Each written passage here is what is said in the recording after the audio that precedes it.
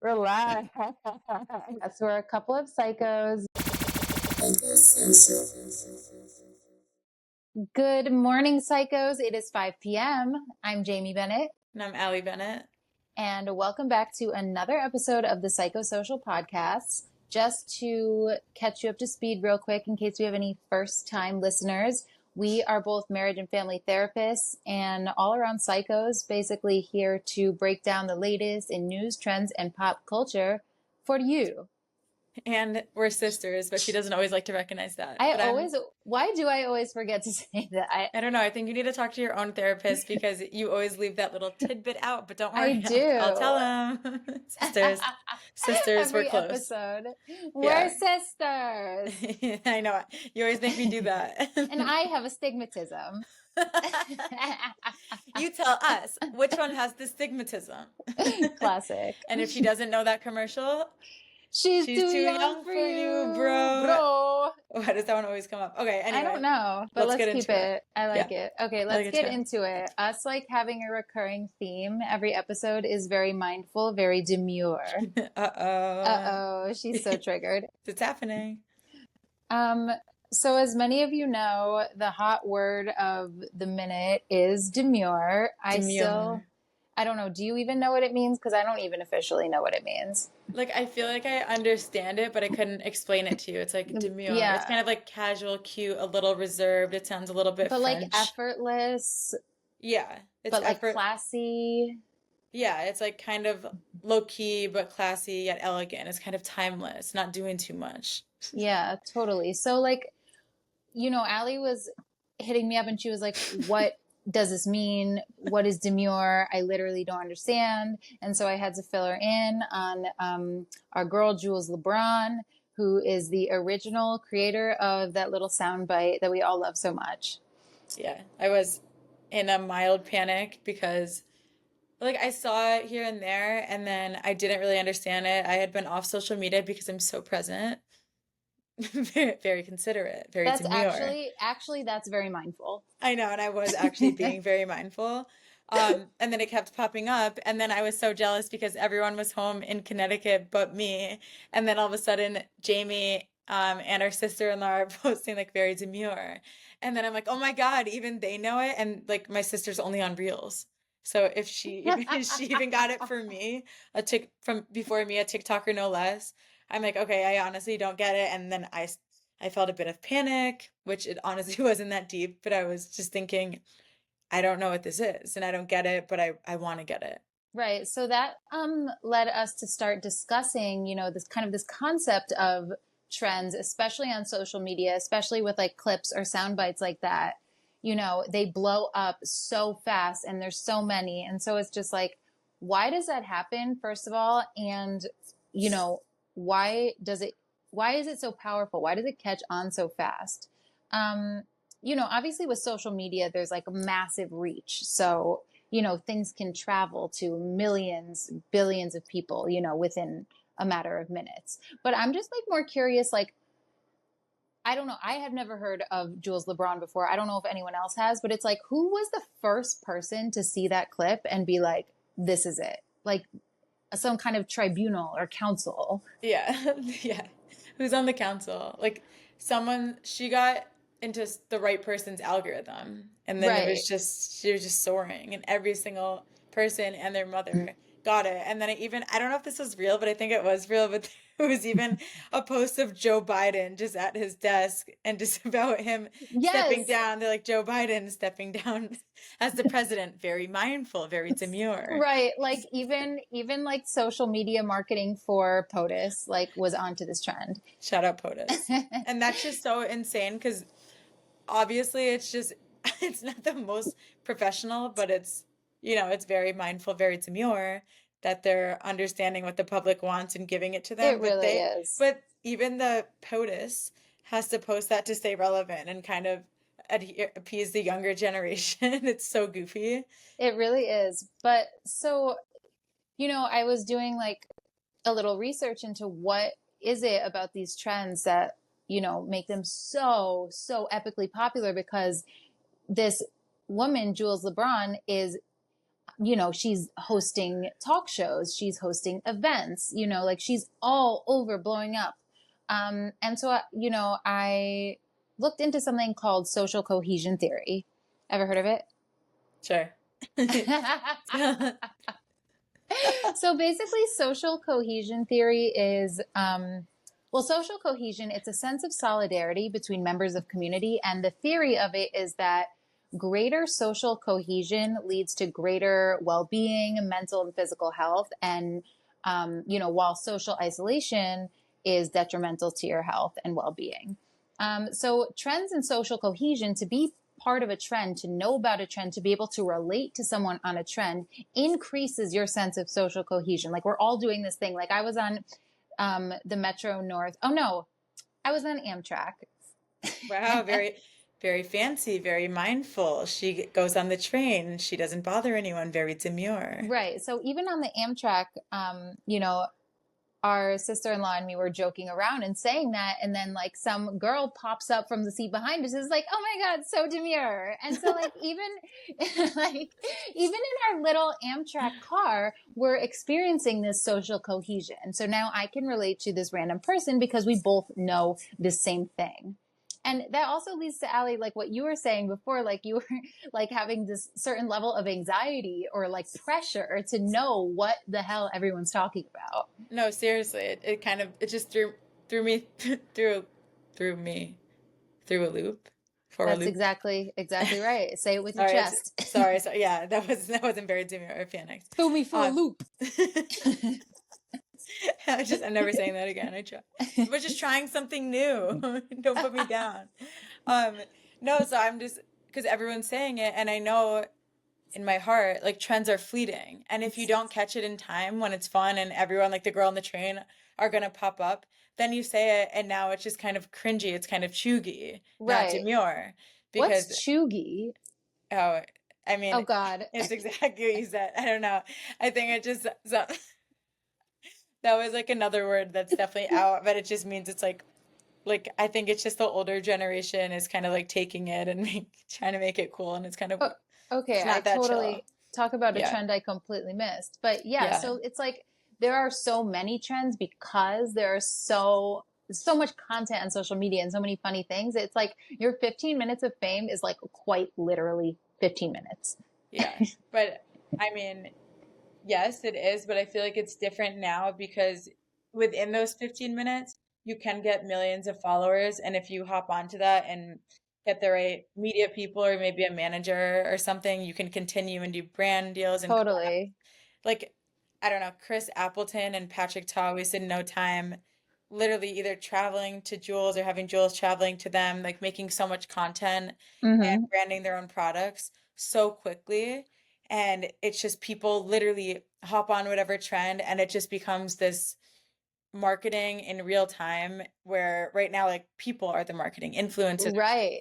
You don't need a billboard anymore. Not to mention that, but there's like money making opportunities. Like Jules was able to finance the rest of her transitioning surgery. And I'm sorry if that's not the appropriate term for the type of surgery, but like that's so cool that she can make this one video and all of a sudden like she can finance, you know, something that is a life-changing surgery for her.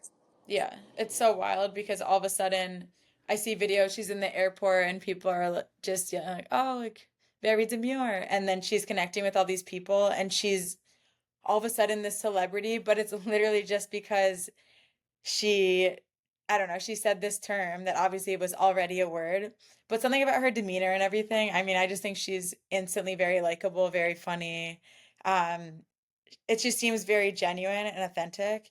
And Hmm. I mean, I watch her videos so many times just because I don't know what, I don't know if this was just me, but her voice was very peaceful and serene, and it almost was like a pep talk Yeah, there for is me. Like a I special. wanted to be a better person. I You really did. want to meet her standards of mindful and Yeah, demure. right. And I want to just do things very calmly, very elegantly, and I want to be very demure. And it's crazy how quickly that happens. It It is. really did. And also just going back to the idea of trends, when you know about a trend and like someone else knows about it, I feel like there's a sense of connection and sometimes there's like a sense of like elitism to it too. Like, for Mhm. example, when you took me out with some of your friends and that one guy knew the song I Glued My Balls to My Butthole.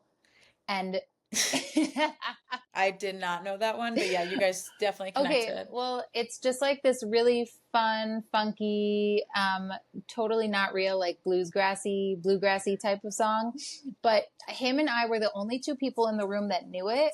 And to be honest, we were better than everybody else there. Felt as such. I felt very left out. I always bring Jamie to the function, and then she always knows some really niche meme or just quotes from a niche show, like something, I don't know, like what is it? I Think You Should Leave, that show. Oh, that's the one, Al. And Good that might, job. yeah, and that might not be as niche, but it's definitely not mainstream. But Jamie always gets to quoting, and then someone will like come right back and quote it with her, and they'll just go quote for quote for quote, and then same thing with the memes, and just Yeah. sing them together or recite them. And I And honestly Allie's do. head is spinning. I know, and I'm just like, what is happening? I'm like, you're not even supposed to be here. And then I start feeling inferior. I'm like, okay, I'm like, I put this whole thing together. I'm connecting these people, and I'm like, but apparently I know nothing about them. I'm like, I'm not supposed to be here. What is this? Like, what are Right. these quotes? But yeah, there definitely is How the elitism. Turntables, which How is the an elite, turntables. that's actually an elite reference from an episode of The Office. Oh, wait, really? Okay. And that Yes. one makes my head spin. And I know it's very shameful that I haven't seen The Office except for I feel like it's sometimes. okay now because Oh, it's too those late. of us who are really like cult fans of it are like so old now that it's just like it doesn't matter anymore. Yeah, but you guys will never not quote it. Like Yeah, that's true. it actually doesn't stop. So shout out to Jules, very proud. It is very cool. It's cool that that can happen, and it's very interesting that it can happen to literally anyone at any time, and you kind of just got to be ready. It also makes me think like psychologically what happens when, you're not the trend anymore. Like if you can go like 2 or 3 weeks back to Hawk Twa Girl, which I don't even think I think you missed her entirely. I did, and then when it came up, like how I get weird about things, and I physically can't say whatever word you just said, so I skipped that one. Right. So, but the point is, so this girl had the same kind of viral thing where she was going, on TV shows. Musicians were bringing her out at concerts. And then I saw on Reels, of course, hi, Reels, sponsor us. No, Um, no.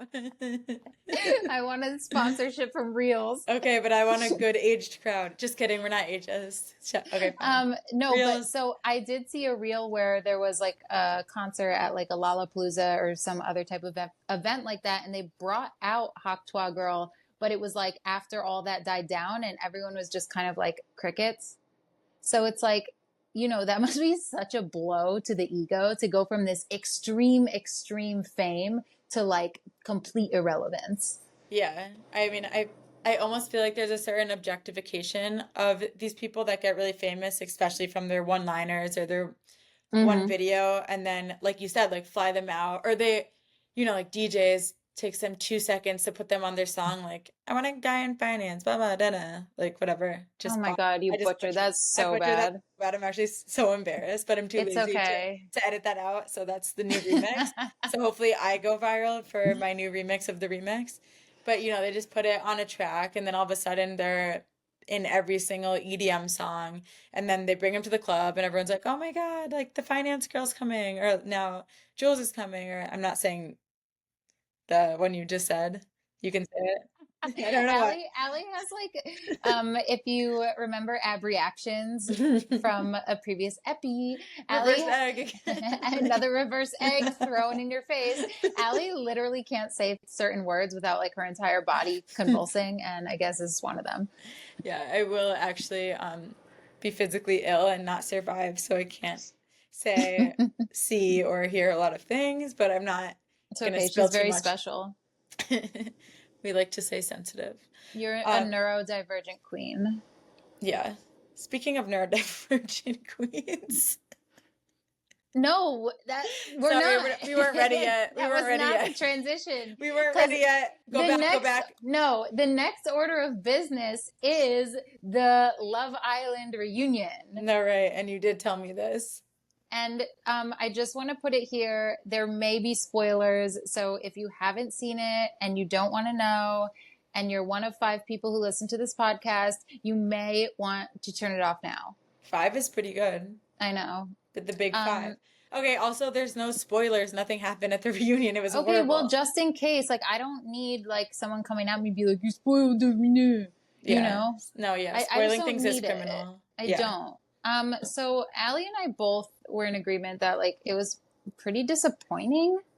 Right? Like, the reunion was like, I don't know. I was so excited, and I don't usually get like this, especially for a reality show, but I just wanted Sunday to be over. I was trying to get through my Monday. 9 p.m. on a Monday is pretty late for me. Eastern Standard Time is when it aired, and I was so excited, and then it played, and nothing came of it. And then they played that 20-minute video of all the girls plotting for Andrea to come home, and that made me so upset. First of all, it made me upset because just took so much time. Second of all, it made me upset because I could not for the life of me follow along with what was happening. No, I literally had to take my ADHD medication so that I could try to listen to it. I had subtitles on. I was rewinding. I cried.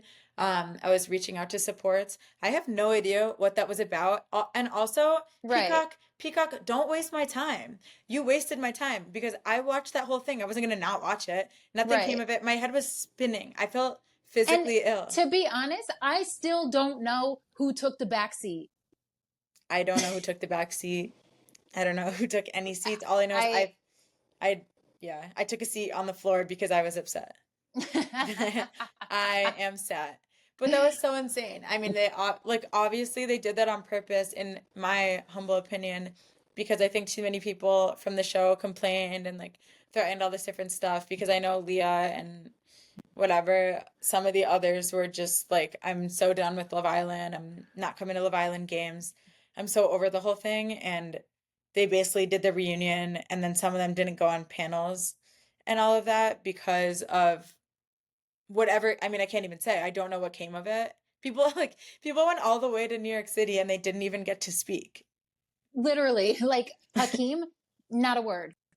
And he says a lot of words. Right. Coy got his little fake ass apology in the beginning. He was like, all right, sit down. All right, buddy. You did your thing.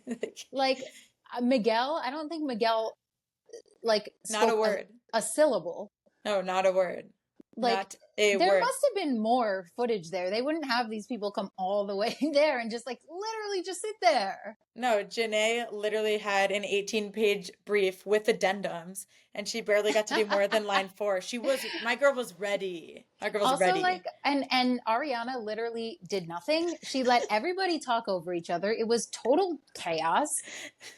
That's why they need an actual like therapist or a licensed counselor to run these things, because she needed to be just a neutral person in the room, just kind of emotionally regulating everyone and formulating the questions, making people stop when tensions were getting too high. Right. She did nothing. At the very least, can you have these people talk one at a time? And then she'd be like, we'll be right back. What do you mean I'll be right back? I invested, what were there, 40 episodes? Yeah.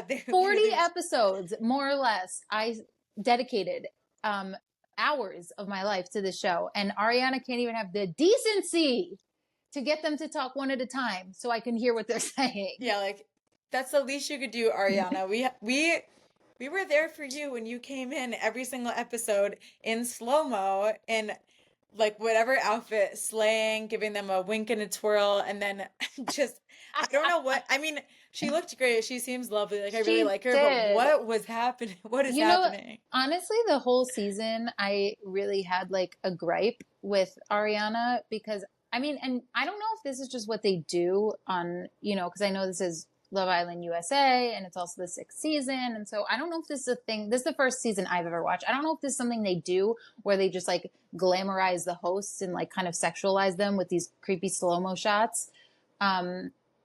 But like it felt just like I don't know. It was just off. Like, why are you here? Half the episodes, text messages are telling them what to do.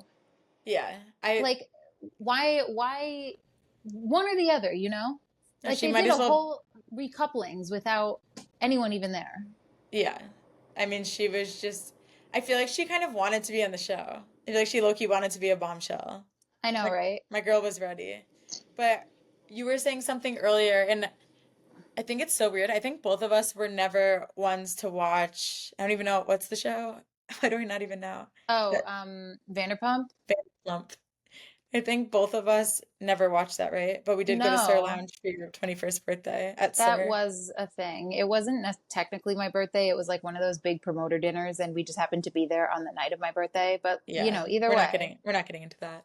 Um, yeah, but so she was, and obviously, like I know of Scandival, couldn't tell you much of it. I think I'm on her side. I don't Yeah, know what but happened.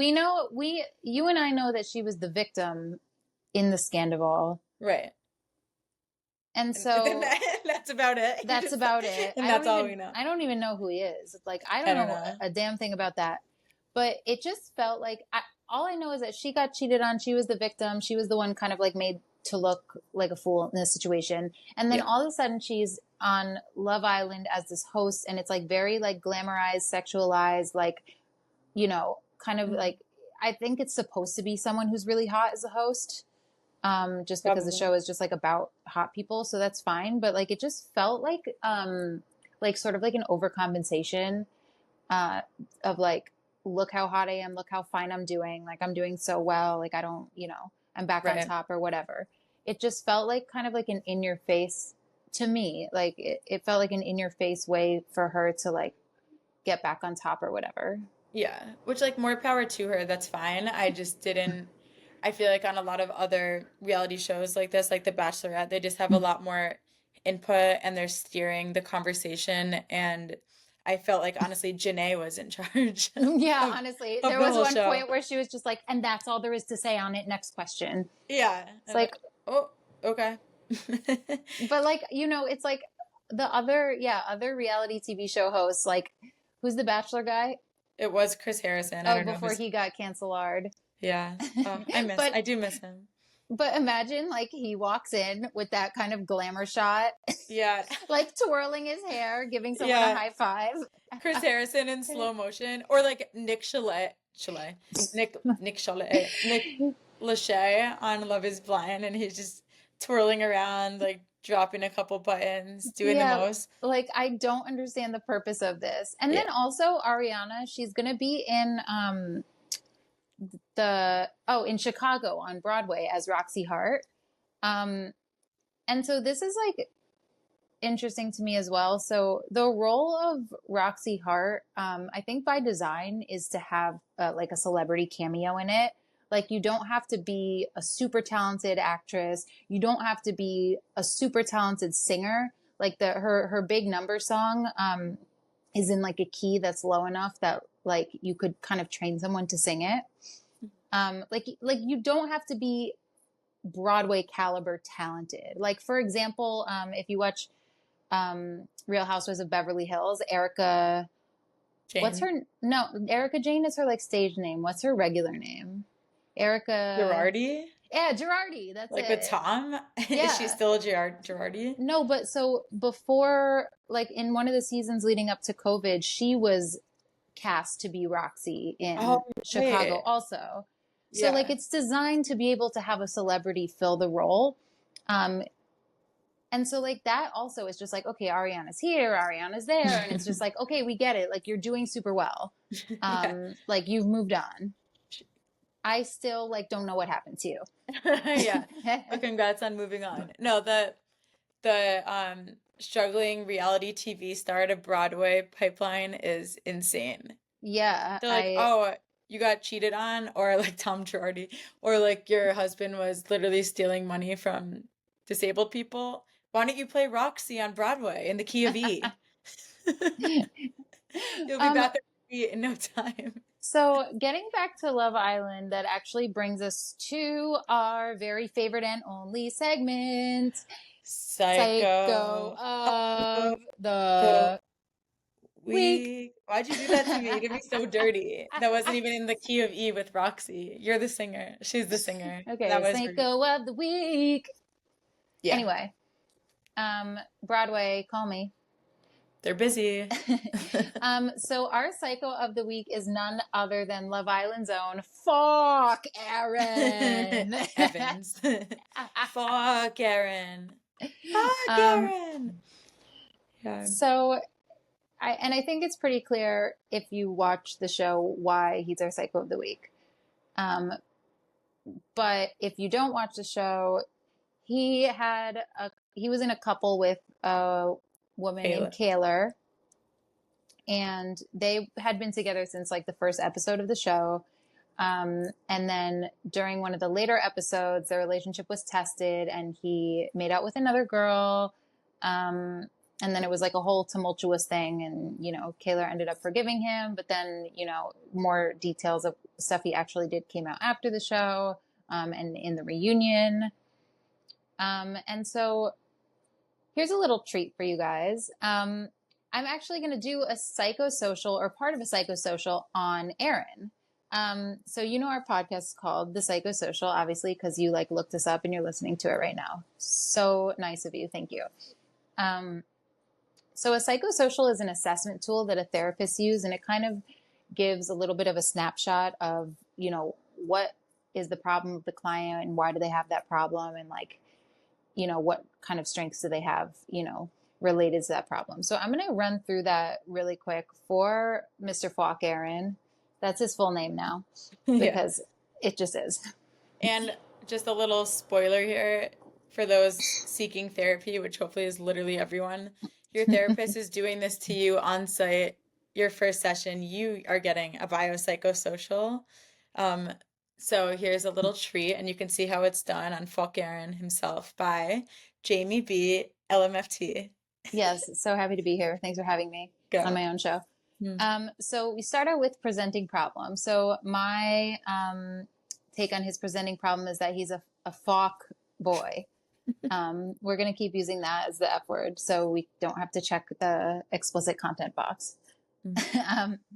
So he's a FAAAWK boy, and he ruined his relationship. So the next part is, what are his predisposing factors, which means what contributes to his presenting problem. So first, there's an episode in the show where he says he's diagnosed with ADHD. So he is neurodivergent. So maybe he has a different way that he processes information than a neurotypical person. He also may also prevent him from understanding maybe how someone else is feeling or impact his emotional intelligence.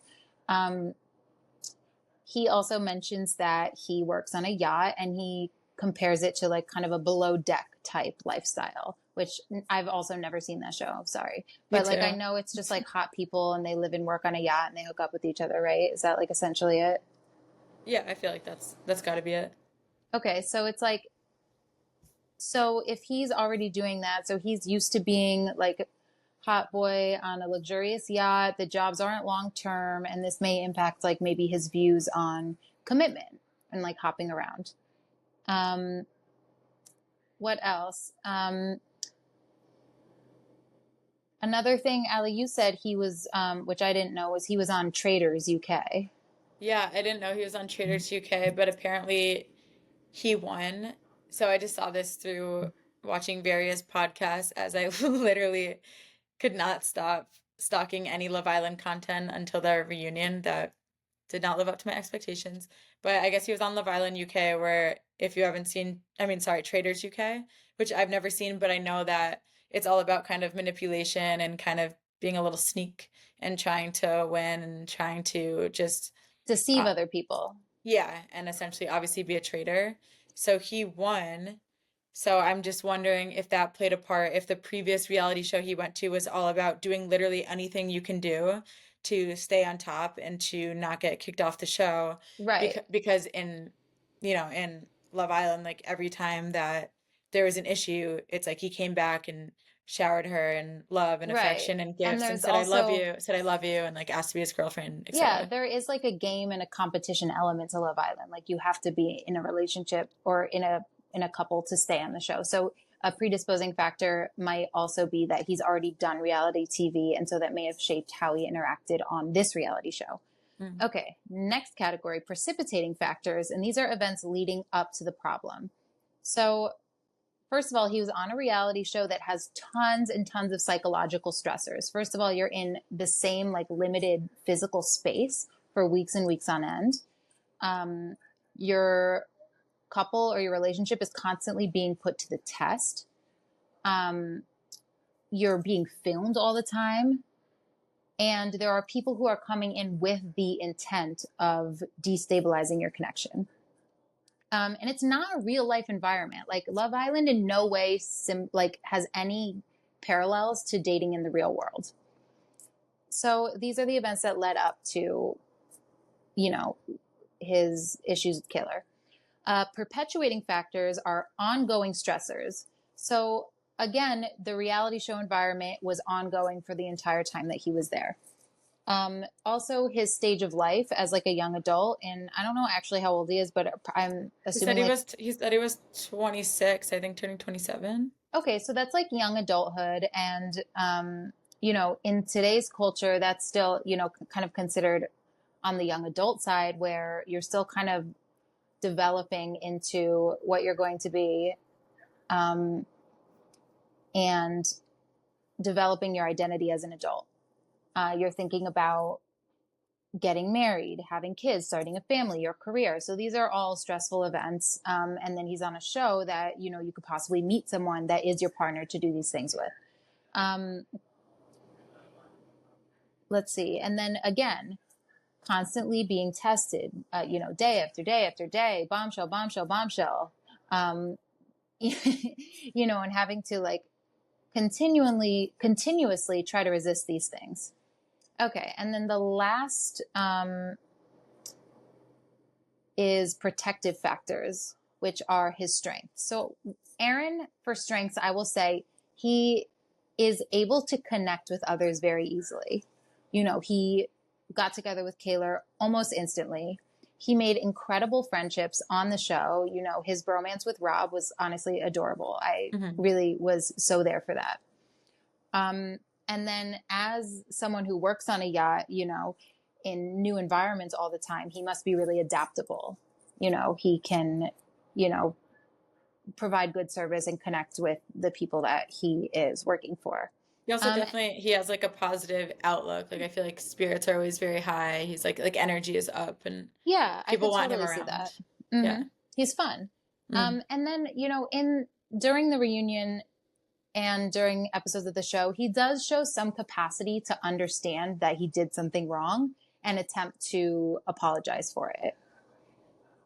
So basically that's like a snapshot of FAAAWK Aaron and like what, how like a therapist would assess him if they were to begin, to work with him. And this is obviously a snapshot just of his time in Love Island, because I literally don't know anything about him or his family or, any kind of history. So keep that in mind, psychos. But, we have a lot more to discuss as Aaron being Psycho of the Week, because Allie and I had like a big heated discussion about like we just have like kind of different viewpoints, not different viewpoints, but we analyze like kind of different perspectives on this whole thing with Aaron and Kaler. So what was your take that you were telling me before? Yeah, so my take on it was just that, are you talking about how I said I was kind of triggered? Yeah. Yeah, so I felt like, and I don't know if anyone else would agree, but I feel like I was kind of triggered because obviously he was in the wrong and he did so much, and he was love bombing, and then he was just kind of doing anything to get Kaler back. And, obviously she was very upset. But then I found myself feeling bad for Aaron, because then it's like, oh, like sad little baby boy. And he just looks so defeated and so upset, and he feels bad, and like Kaler is yelling at him, and it's like you just want to hug him. Like he just looks like a sweet right. Like little he puts guy on this little sad baby boy face, and then we're all like, oh, poor Aaron. Yeah, he's like, this was my experience. Like, you can't tell me I can have my experience. And yeah, of course you can have your experience, but don't lie to her. And then she's just obviously just, spiraling, getting super upset. And she's constantly just going to the girls, like yelling at him, just super emotional. Right. And then it like plays into that trope of like hysterical woman, like screaming and yelling, even I was like at one point I was like, oh my God, like I can't listen to her like cry anymore. And then I'm like, oh my God, this is so invalidating for her. She is like the victim in the situation. Yeah, it's like she's literally the victim, and now everyone is getting super annoyed at her, and it's like, oh my God, like when is she gonna stop? But it's like, no, when is he gonna stop? He just keeps Right. lying, and then so she keeps having to find out more things, and then she's re-triggered, re-traumatized because okay, this thing with Daniela already happened. It was really hard. He should have just come clean. Like she's having to go through this whole thing without her typical support system again, like you said, in this bubble of Love Island, and then all of a sudden we're like, oh my God, she's so annoying. But no, he is pretty much toxic, and again, it's just what happens in the real world outside of Love Island. And these boys are just kind of, It's excused. Men's behavior is constantly being excused. yeah. And I feel like it's because one, society, and then two, like their parents or their caregiver, usually their mom, is like, oh, like my sweet, perfect little baby boy, like he didn't mean Right. it. And then they just like they're like, oh, I'm so sad. Like I can't believe that I did that to her. And then once they forgive you, they just go do it again. And then the same cycle repeats. You know, it's like, oh my God, I'm Right. so sorry. So Here's that's flowers. actually what you're talking about is actually, like it's a cycle of abuse. Yeah. And I'm not saying like Aaron specifically was emotionally abusive, but I am seeing the beginning of a pattern, like maybe if the relationship were to continue. So the cycle of abuse is the incident, followed by reconciliation, followed by a period of calm, followed by tension building, followed by another incident. And what I saw, on the reunion was Aaron kind of doing the reconciliation phase, like, I'm sorry, I'm sorry, I'm sorry. Where there's like love bombing and grand gestures, like how him and Kayla like were in the hotel room together before the reunion. And he was trying to like make it a special night for her. Or even on the show when he made like the stupid pasta night and Rob was in his dumbass apron. um, Rob's like, oh, an apron. It's the closest thing to overalls. This is so comfortable, Close enough. so breathable. Yeah. But so that all that behavior reminds me of this reconciliation phase, and a lot of time the person who's on the receiving end of that is really compelled to forgive them because they love the person and they really want to believe that the person's being genuine, and it's just like so persuasive and manipulative. So that's kind of what I saw there. Well, yeah, and Yeah. it's also you love them, and it's that kind of notion of the person who hurt me so bad is the only one that can make me feel better. Right. So do I want to just kind of um like give up my pride or whatever, or just kind of sacrifice my values and just get back with them so I can enjoy their company, like enjoy their physical touch, like enjoy whatever in the moment? Or do I want to take care of myself in the long run? And it's no fault on her or anyone. I mean, I've stayed in things longer than possibly I should have because then I feel bad that he feels bad. You know, it's like, I Right. don't want you to feel sad, so I'm going to get back with you. But then I'm also enabling you to keep doing the same things. And then Mm-hmm. I also think it's really powerful because we're systems therapists and we look at things through a greater lens and looking at the whole family and generational patterns and Right. family It's about roles. like how people interact off each other and how one person's behavior directly affects or impacts the behavior of the other person. So that's like seeing it as a Yeah. system, not just as the individual person. Right. Which is powerful because that's in how we, practice in our field. I think it gives a lot more hope for a person to change if they don't see like, oh, you're the problem and you're diagnosed with this and you're terrible. It's like, no, you're a product of your environment and this is learned behavior that you need to unlearn. So Mm-hmm. looking at a guy like Aaron, I think it typically comes from the parents and they've let him, and it's usually like sons rather than daughters, they let them get away with things and it's like, oh, like boys will be boys, or like, oh, he didn't mean it. And then they come back and they're taken back by the family and all is forgiven and the fault isn't theirs. The fault must be the other person. Like, oh, Kaylor must be the problem. She's probably just the wrong girl. Like our Mm-hmm. little Aaron, like, he didn't mean it. He was just like, how could he not? Like Daniela was a pretty girl. Like, how could he not go for her? Like Kaylor should just chill. And like you said, she's being hysterical. She's being dramatic, but Right. really she's just very hurt. And that behavior needs to be unlearned so that the next person that he deals with doesn't have to go through the same pain Right. and trauma. And I just want to clarify that, like, this is not at all to say that it's the victim's fault or the victim's responsibility to change the behavior of the perpetrator. And also, you're not always able to stand up for yourself or retaliate depending on the level or the type of abuse. But Right. it is just to say that, if someone is allowed to continue doing the same types of behavior, then that's what they're going to do. Yeah. So anyway, that just got real. That just got Right. real. But I think that's just such a common issue, and I'm definitely be curious to hear other people's thoughts because I think it's so hard to not sympathize with both of them because you see Mhm. Aaron and he's getting destroyed, and he's being literally ripped to filth by everyone Right.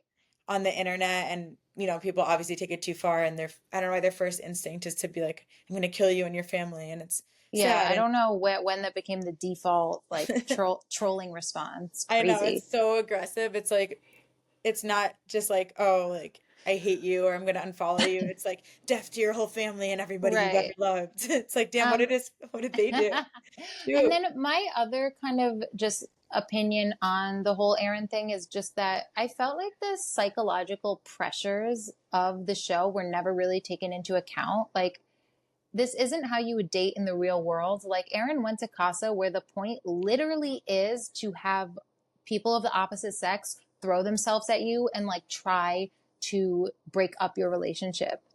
Yeah. And in that bubble, everything is so heightened. And I think things are just so skewed and twisted. So there is a part of me, that does sympathize that it must be so easy to just get caught up in a moment like that, when it's so intensified.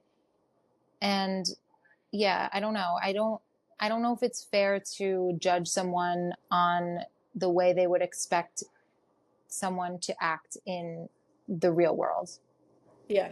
I mean, it's definitely different, and you're just there, and there's only a certain amount of people, and I mean, I know they say that you're with someone for a few days, but it feels like you've been with them for a few months because of how much time and how intimate Right. that time is. I mean, they're literally all sleeping in a room together, and Yeah. I mean, I don't know if that's a full bed next to full bed. I don't know. Those beds I don't seemed really way understand. I don't too really small understand. for two grown adults, but whatever. The concept of a full bed is so funny to me. It's not quite a queen, but it's not quite a twin. Here's Right. Like, here's a here's your little full. extra bed, but like really not enough for Yeah. another person. Yeah. You can like full what? Full of what? Full of shit. Oh, got Oh, him. twin Like beds be coming for me. sorry. No, full beds. Oh, shoot. Twin beds aren't Sorry. coming for you. Actually, this episode's sponsored by Twin Beds. Won't catch me we're in a full just bed. we're just right for one. Like what? Uh, Boy, I think I had all a full right. bed once. We I all didn't had a know. full I bed didn't. once, I'm sure. Yeah, didn't know how to act. I feel like full beds are vintage. No one gets a full anymore. Right. Right. Anyway, so psychos, that, is our episode for today. Before we end, I do just want to Wait, no, drop. that's not our episode for Yes, it today. is. We weren't gonna. I just wanted to shout out Pitbull. Sorry, I don't know why I Um, just randomly had to I was thinking of him for so long. no, just You brought him we up. we do love Pitbull, and something did happen where Kesha was removed from the credits of Timber, which is such a bop. Big And Bob. the the theory is that, Dr. Luke produced that song. If you remember, Dr. Luke was accused by Kesha of sexually assaulting her, which he denied, but no one believes him. And then he just produced Katy Perry's new song, Woman's World, which was a total flop. And like, he thinks that it's because of Kesha speaking out on the internet, that the Katy Perry song didn't do well, when in reality, the Katy Perry song just didn't do well because it sucked. Also, how dare he? Like, Pitbull is for the people. Pitbull Right. would never take Kesha off of the song. No, never. Pitbull gives credit where credit is due. He's fair, he's honest, he's Mr. 305. Honestly, though, every single Pitbull song has a feature. So when you take Kesha, the feature off the song, like you're hurting Pitbull. You're not hurting Yeah. Kesha. Pitbull likes to just yell things in the background, have a banging beat, and then like throw Christina Aguilera on the track. Right. And then we have a certified bop. So you can't just take Kesha off. Kesha's on. No, it's insane. It's insane to take. Also, that song is like maybe 10 years old at this point. I know. Like, get over it. It's like, oh, you did it, Dr. Luke. Yeah. Oh, you really got him this time, Luke. Right. But anyway, Pitbull did release a statement on his Instagram that he's launching a full investigation. So stay tuned for that, everyone. Yeah, we will be investigating alongside. So if anyone has any information, just turn it into the Psychosocial podcast, and we're be sure to pass it over to him. Yeah, we are in direct contact with Pitbull's legal team. So 305 Esquire.